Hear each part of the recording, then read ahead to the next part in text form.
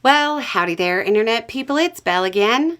So today, we're going to talk about why Trump's cost-cutting plan may not go according to plan. I got this message. Quote, I'm really worried about Musk being able to control what's going to get cut.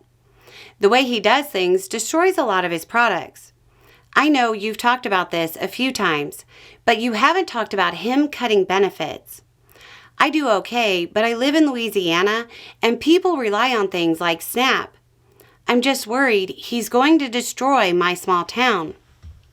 So, this is going to be a lot like that video where I said that Republicans in the Senate would push back against some of Trump's nominees.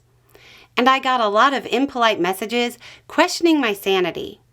But now, just a couple weeks later, Republicans are in the middle of torpedoing their third or fourth nominee, depending on how you count.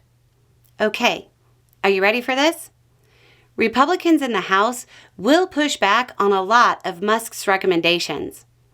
Go ahead and make the comments, but they'll push back for some of the same reasons the Senate is. Their own power being the number one reason. Just like how the Senate has the power over confirmation, as outlined in Article 2, Section 2 of the Constitution, and its power they don't want to erode. Congress has the power of the purse. They control the money, as outlined in Article 1, Section 8 and 9. Down below, there will be a link to an explainer on the whole Constitution. Okay, so the office that Trump wants for his cost cutter is, I guess, a non-governmental commission that reports to the executive branch and will work in conjunction with the Office of Management and Budget. They'll recommend a budget that Congress has exactly zero obligation to follow. Just like how Johnson just said no to Biden's Ukraine request. That's their power. If they hand it over to the executive, they have no power and can't influence the budget and policy, which means they'll end up getting less campaign contributions. It'll be just like the nominees. They won't push back against everything, and it shouldn't be taken as them being opposed to Trump or his ideas. But they care about their re-election chances and their own power. You specifically brought up SNAP. 42 million Americans use SNAP. That's a lot of voters. More importantly, that SNAP money gets spent at a lot of stores. That's a lot of donors.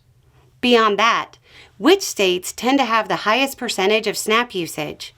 Louisiana, Oklahoma, and West Virginia are three red states where the Republican representative would probably lose re-election if they voted to cut the program. All three have more than 16% of the population enrolled in the program. Even when you account for the fact that about 40% of the SNAP recipients are children, that's still enough voters to swing an election. And yes, just a number to keep in mind when talking about SNAP, about 40% are children. If you add those over the age of 60, and it's closing in on 60%. The short answer here, too late, is that Team Musk will present recommendations, but Congress will make the decisions. Anyway, it's just a thought. Y'all have a good day.